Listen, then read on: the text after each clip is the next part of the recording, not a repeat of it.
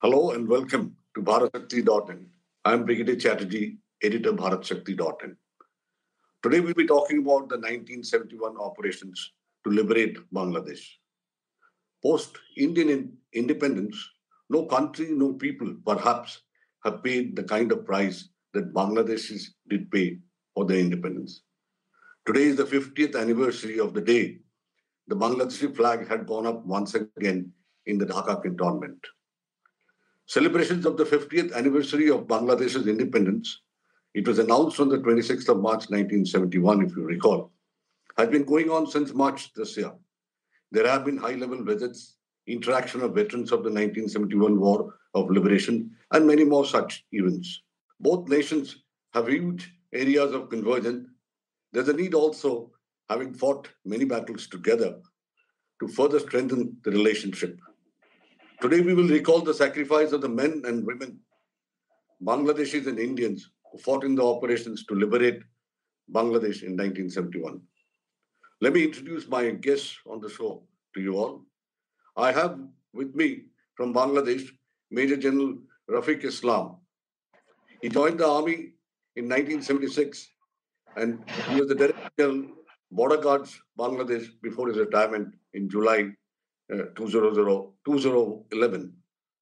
He had been a directing staff of Bangladesh Defence Services Staff College. He attended the National Defence College course in New Delhi. The other guest I have with me is Lieutenant General V.K. Chaturvedi. He's an artillery officer of the Indian Army and retired as the Director General Manpower Planning and Personnel Services at the Army Headquarters. He's a veteran of the 1971 War for Liberation of Bangladesh. Welcome, General Rafiq, to the show. Thank you. And welcome, General Chaturvedi. We'll take off in case you people are ready with it. Thank you so much. Right. The first question that I really have is, give us a brief backdrop, and this to you, General Rafiq, of the Pakistani operation, what your country went through. I believe you also lost some member of your family during this 1971 War of Liberation. Just before that is what I'm talking about. And simultaneously, as the Pakistanis let loose a genocide in Bangladesh, they also inducted forces from West Pakistan into East Pakistan then and built up their forces. So give us an idea about that genocide. How was it conducted? The rape, the loot, the killings, and also tell us about what was the force level like of the Pakistani army when the Indian army decided to go in. Thank you, Brigadier Chatterjee.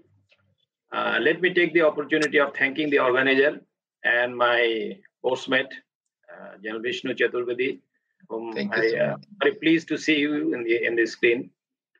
And I gratefully recall the contributions of the great freedom fighters of Bangladesh who laid down their lives for the cause of our liberation. At the same time, I also recall and pay homage to the great heroes of the Indian Defence Forces, those who have made supreme sacrifice for the cause of the liberation of another country like Bangladesh. This is something very unique in the history, that the Defence Forces made supreme sacrifice for the cause of the liberation of Bangladesh. We are a grateful nation, and Bangladesh will remain a good friend to India, to the Indian people, and the government of India. Now, come back to the particular answers of the questions. I tend to go back to 1947 partition days. With a lot of hopes and aspiration, the India was partitioned to Pakistan and India. But being the majority of the population in the eastern side, what was called East Pakistan, we were always deprived of our power. Being 56% of the total population of the Pakistan had never given us any opportunity to be a shareholder of their power politics. I'm sorry to say that Mr. Jinnah's two nations theory started proving very wrong. And within no time, the slogans was very popular, "Ye Azadi Jhoota Hai." So kind of dictatorship, authoritarian dictatorships engulfed the entire nation of the Pakistan. And we started our struggle from 1948 when the imposition of the language, the Bangla, was removed and the Urdu was imposed as the national language for the entire Pakistan. So the seed of the liberation that sowed in those days. Subsequently, when the martial law was declared in 1958 by General Ayub Khan, another period of authoritarian ruled the Pakistan, and particularly the East Pakistani people. Finally, through series of the struggle and the movement, our father of nation led the party Awami League for a general election for the first time in the history of Pakistan in 1970 December election. All the calculations of the Pakistani military leaders had proved to be wrong. And you'll be surprised to know that out of 169 National Assembly seats in Pakistan, Awami League won 167 seats. This made them big puzzle, and the conspiracy started from the Pakistani military leaders along with the West Pakistan leader, Mr. Zulfikar Ali Bhutto. A conspiracy which was very widely known as Larkana conspiracy. Through that, the Pakistan had been delaying the process of the power shifting process to the elected leader, Bangabandhu Sheikh Mujibur Rahman. Initially, what happened? The calculation as it went wrong, the force level at Dhaka was not enough. So they started mustering the troops from West Pakistan to East Pakistan. Now, what was the defense plan? Basically, the Pakistani military junta did not have any defense plan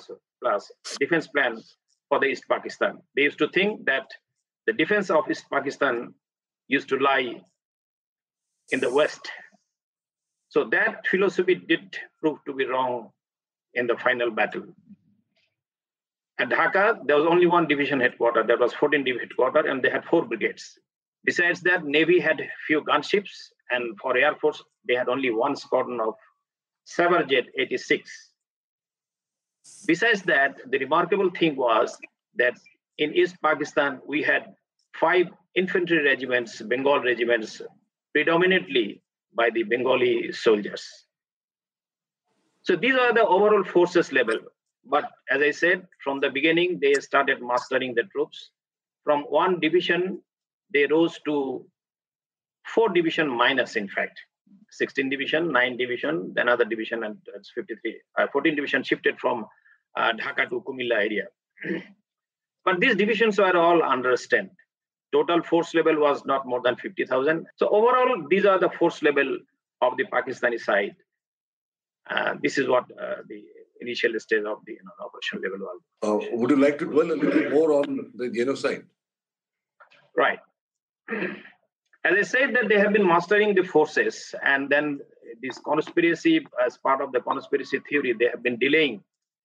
So the final blow they made on 25th March midnight through launching an operation called Operation Searchlight. Major General Khadim Hussain Raja, the 14th Deep Commander, was the main commander with 4 battalions and 1 commando battalion that they started first neutralizing the armed, Bengali troops. So their primary objective was to disarm the Bengali troops, which did not actually succeed. And finally, what they did, they aimed to make a big attack on the police line of Bangladesh, that is Rajarbagh police line, and the East Pakistan Rifles headquarters. Besides that, the prime target became Dhaka University students area. Subsequently, by the end of April, they succeeded to regain the lost territory of Bangladesh. And by then, the East Bengal regiments, those who revolted against the decision of disarming them, initially, though they succeeded, but because of the shortage of particularly the ammunition, they had to leave the cantonments and then go to the safer areas and reorganize themselves. In some places, they succeeded. Again, as I said, that because of the initial stage, there were shortages of the arms and particularly the ammunition. They crossed over to India by the end of the April. And then the process of the reorganization again began. That I will cover later on. Right. To you, General Chaturvedi, right. That was the Pakistani side of the story and how the Bangladeshis faced their problems. What I would like to ask you is the overall Indian plan of operations. How did it go? What were the formations used primarily? Just a macro view of the whole thing. Thank you, Sapan. And first, let me pay my heartfelt gratitude to all the soldiers, both of the Indian Army, Armed Forces, and the soldiers of East Bengal regiments. One of them, I had the proud privilege of being with them for almost 7 days. One East Bengal regiment, the Bengal Tigers, and also to the Mukti Jodhas and number of poor, innocent children, women, and senior citizens and intellectuals who gave their everything during this liberation war. Those days, I was just a second lieutenant. Those days just passed out from academy about 3 months back. Now about the force level and the overall plan. Of course, Mukti Bahini and Mukti Fauj by Colonel Usmani and all the East Bengal regiments, they were with us and they were supporting us in a very big way. It was basically 4 thrusts. Those were planned on the Western 2 Corps with basically 2 divisions. Was undertaking the thrust in the North, 33 Corps under General Thapan with basically 1 division. The 2nd division was the Army Headquarters Reserve, but was placed there. So it was basically 20 Mountain Division, which was other 2 divisions were on the northern borders with China and Tibet. Then there was 1 ad hoc formation 101 Com zone, which was in the northeast under General Gill, later with General Nagra. That had undertaken, but that had much lesser force, just about a division, in fact, less than a division. Then the eastern front was the most important, and it was the most viable force under General Sagat Singh, 4 Corps, which had 3 divisions. In fact, the 8 Mountain Division, the 57 Mountain Division, and 23 Mountain Divisions were all really geared up and was taking. This was the most potent force. Thank you, General Chaturvedi. General Rafiq, to come back to you, let's get on to Mukti Bahini, Mukti Jodha, whichever way we look at it. What I'm interested is how were they organized? How was that training for war done? How much of the response did you get from India in that whole gamut? If you could just amplify. Thank you so much. When the atrocity began on 25th March night, our father of nation, Bangabandhu Sheikh Mujibur Rahman, declared the independence early hours of 26 March. And the resistance movement began by primarily the troops of the East Bengal regiments, and there are 5 regiments, as I explained earlier. So they started fighting initially. But because of the more number of the superior number by the Pakistani forces, after fighting the initial resistance battle, what I say, they came out from the cantonment and started reorganizing the volunteers all around the cantonments, particularly in Jessore area, Kumilla area, Rangpur area, and to some extent Dhaka area. So out of all these 5 places, the remarkable was at Chittagong, the General Ziaur Rahman and a major from the East Pakistan Rifle, Major, my namesake, Major Rafiqul Islam, they got together and declared, and subsequent, the declarations of the independence was made from the Chittagong radio station.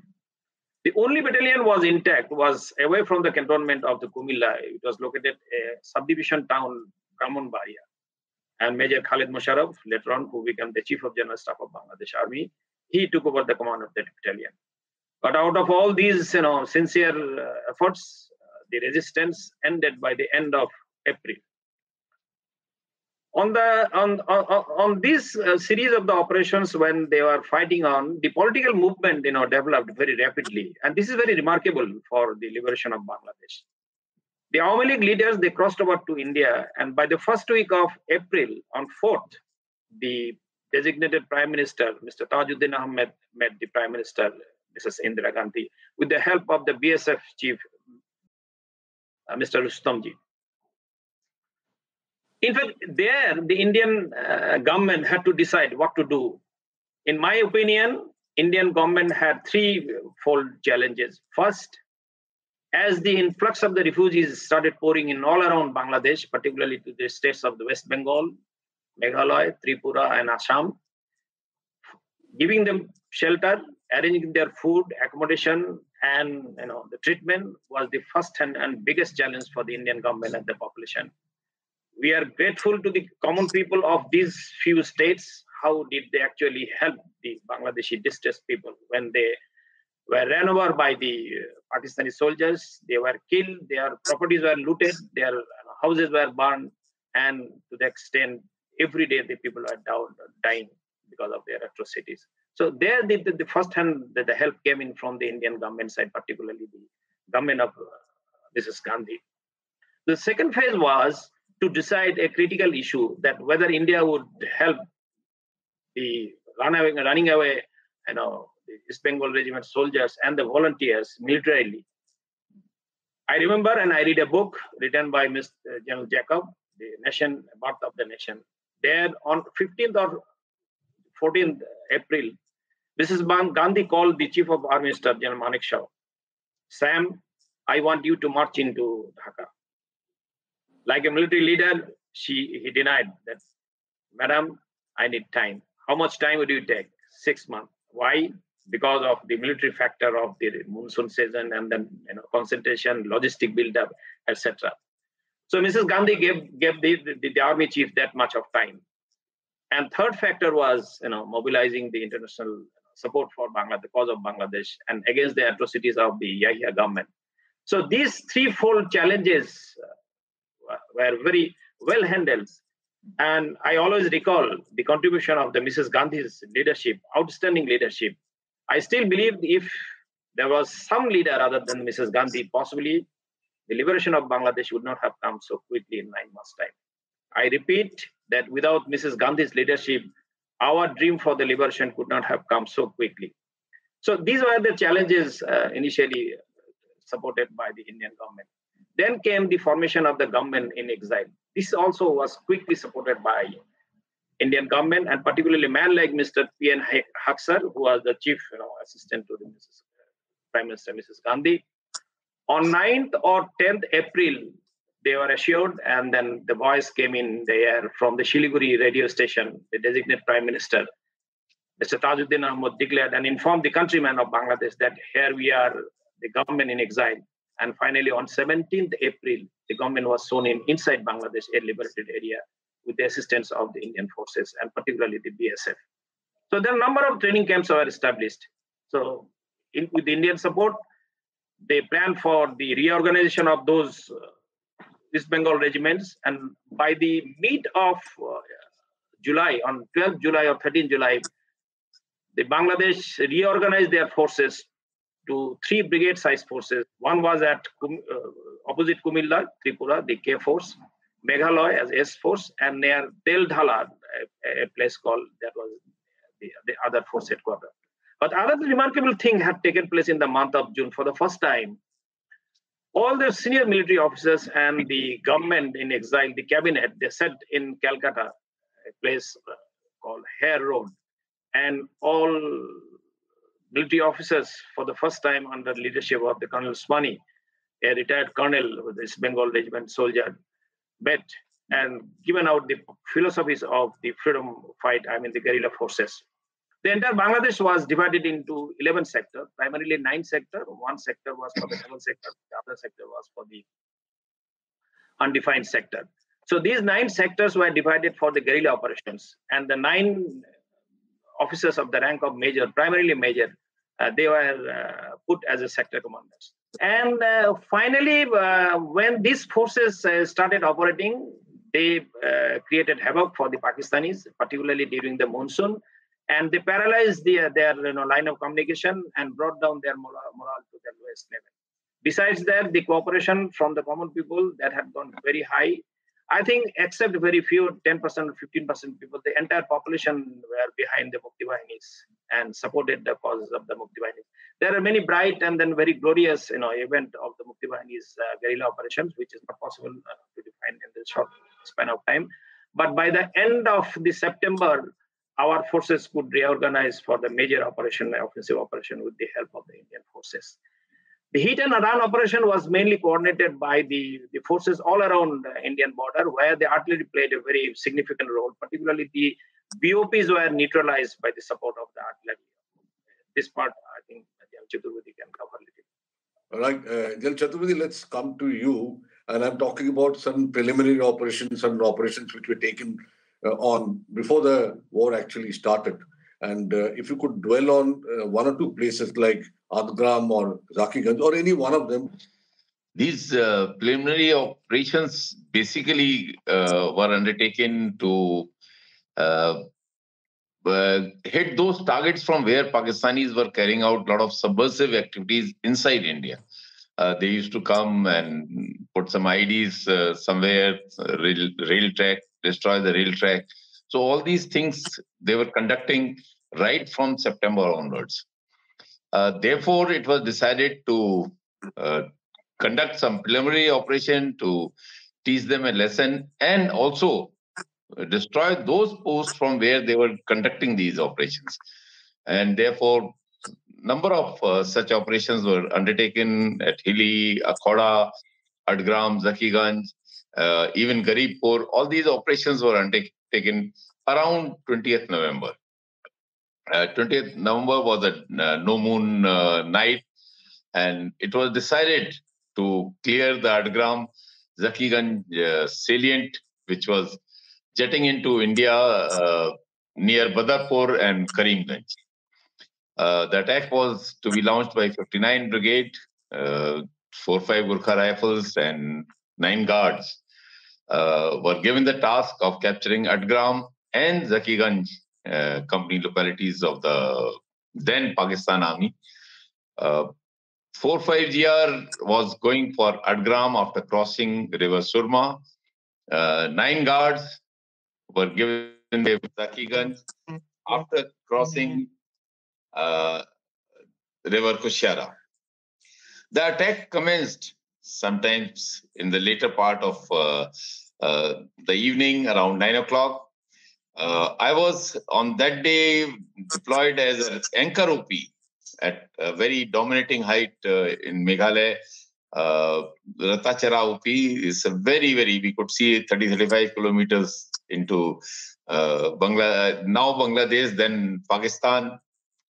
Later in the evening, General K.V. Krishna Rao, the GOC of 8th Mountain Division, who later became our chief also, came and established his tactical headquarters also at the same post. He was sitting on the camp stool just behind me and conducting all the operations, and it was a great experience for just about 3-4 months into service of a second lieutenant when he was giving all the information, acting on his instructions to pass on the instruction through our battery commander to the battalion commanders.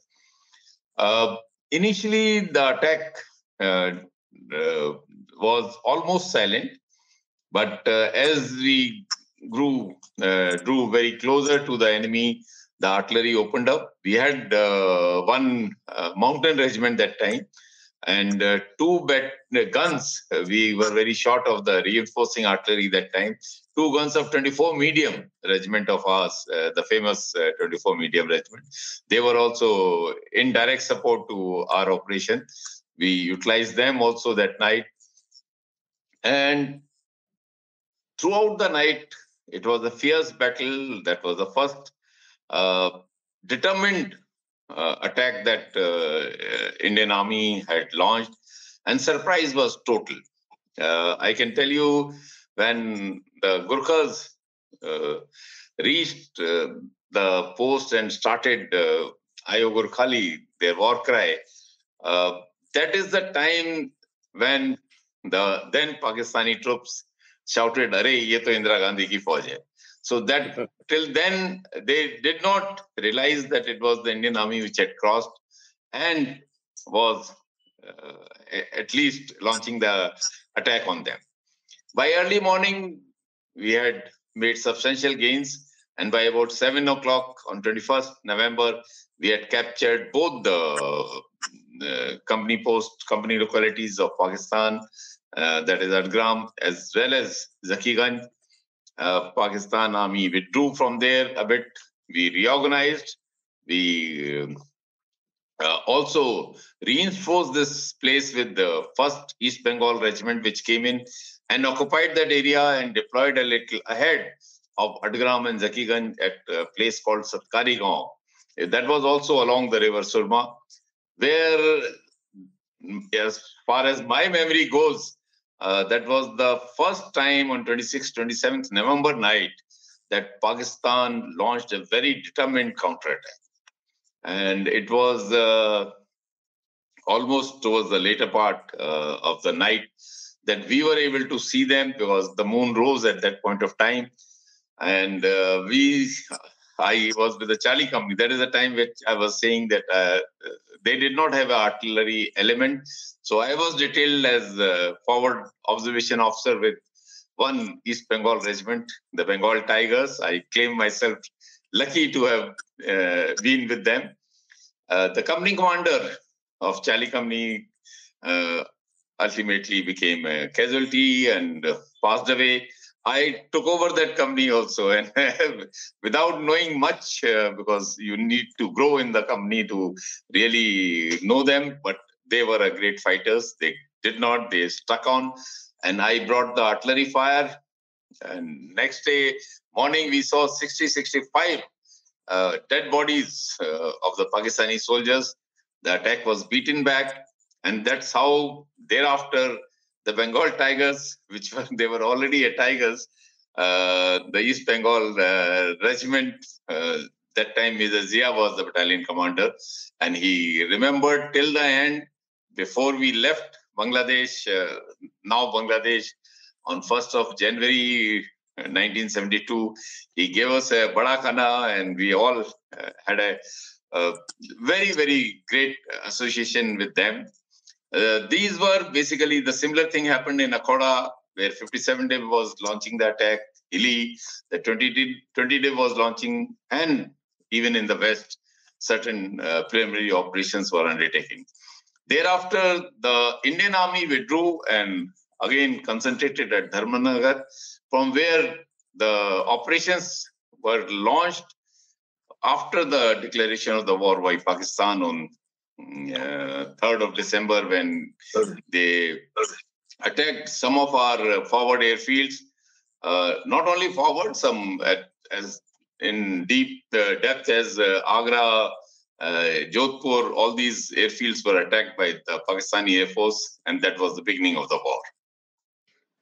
Right, let me ask you the next question, General Rafiq, and this is about, in this war there was mass participation. The Bangladeshis, irrespective of, I think, color, irrespective of religion, etc., they got together and they supported the Mukti Jodhas, they supported the Indian Army. So I would call it as some sort of a people's war also. What do you feel about it? I agree with you 100%. In fact, it was truly a people's war, and classic example of the people's war.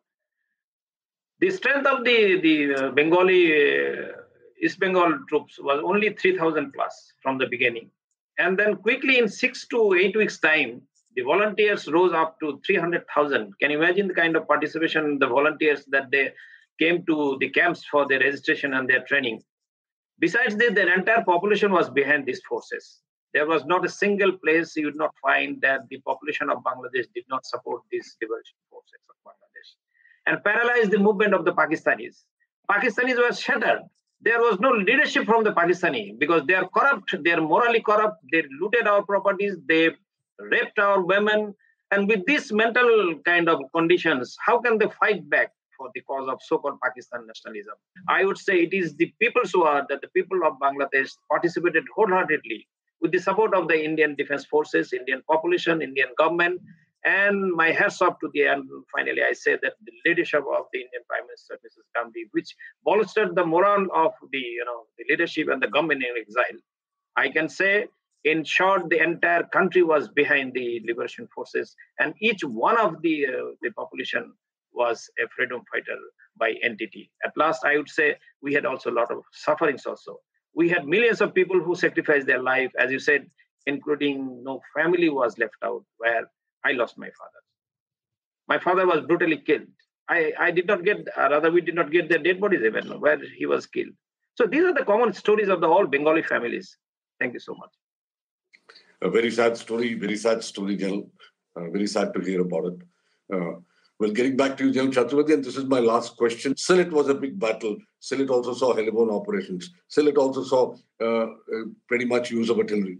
Can you just give us a brief about this whole operation? Sylhet was a very strategic as well as a tactical objective. It had the headquarters of 202 Infantry Brigade of Pakistan. Later, even 313 Brigade built up on Sylhet. The reason why Sylhet was selected by General Sagat Singh, the corps commander, was basically primarily to hasten up and speed up the operations. After the Ghazipur battle, where 4th Battalion, the 5th Gurkha Rifle Frontier Force, with whom I was at that point of time an OP officer, they suffered quite heavy casualties at Ghazipur, especially amongst the company commanders. But General Sagat said, it will be my battalion. General Sagat was from Gurkhas. He said it will be Gurkhas who will go to Sylhet for this important task. And despite the commanding officer wanting some time to regroup, he said nothing doing. We are short of time. 6th of December, they were launched for the heliborne operations. We took off from Kolora. The first two sorties were basically for reconnaissance, and thereafter the first two companies went. There was no firing. We landed and established ourselves at Mirpara, very close to the Keen Bridge, which was destroyed later by the Pakistan Army. And later, the other two companies also built up. It was decided, because this battalion was without any artillery support, the Sylhet was beyond the range of all artillery that we had. Two guns of 75 by 24 millimeter guns of my regiment, with me, Lieutenant Almia and Major Segan, they were sent. We were dropped in the night when the moonlight came, and we were actually, there was no heli landing, it was only heli dropping. The helicopters were hovering, and we jumped out from 15-20 feet. Similarly, the guns were also dropped, and we reassembled our guns. And when we opened up the firing on 7th, thereafter, Pakistanis really did not have the guts. They continue to think that it is more than a battalion here, because in their wildest imagination, they could not think that a battalion will get the artillery support. We had only 120 rounds of ammunition. Later, the Air Force dropped about 200 odd rounds, and we fired with total dedication and specific targets. Initially, it was the fuel dump near Keen Bridge, which got a direct hit of our artillery, and it blew off. For next 24 hours, their fuel was burning. Then their brigade headquarters of 202 Brigade, which was supposed to be just close to that fuel dump, they shifted to General Hospital, which is against the Geneva Convention, because we do not fire on the engaged medical units and medical hospitals. But since they had shifted there, we got information, accurate information. We engaged their brigade headquarters.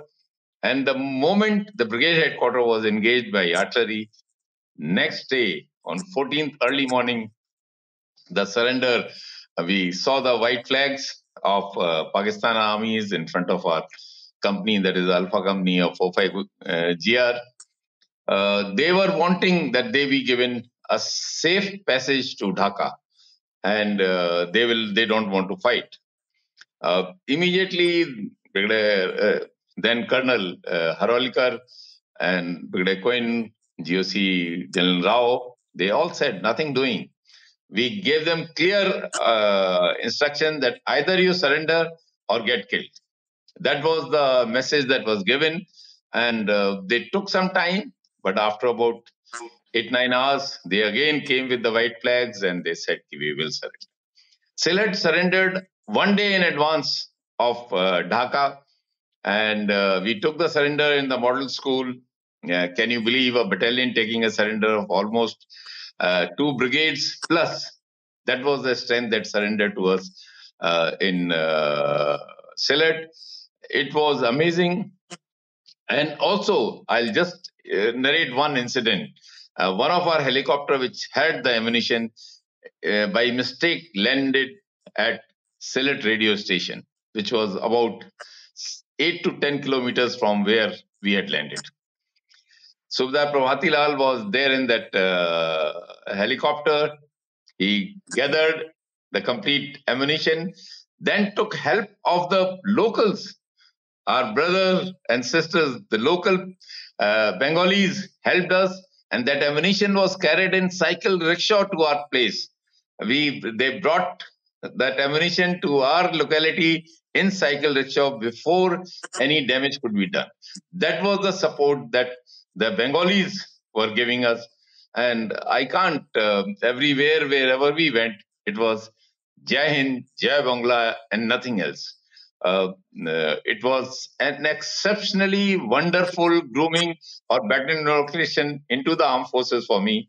I considered I couldn't have been more lucky to have been in Bangladesh with very fine people, total human people. And I still consider today that there's a lot the both countries can do together today. In my hindsight, is that we have a brother as our neighbor and not a rogue as our neighbor. So that was the 1971 war. Thank you so much. I would have loved to carry on with this discussion. I know there is so much more that you can really narrate to us. But all the same, let's wind it up today, and perhaps maybe some other day we can carry on from here. Thank you, General Rafiq. Thank you for having joined us on BharatShakti.in. Thank you, General Chaturvedi. Thank you so much for having joined us. And thank you, viewers. Thanks for having logged on to BharatShakti.in. And do log in now and then, and you will find such interesting story.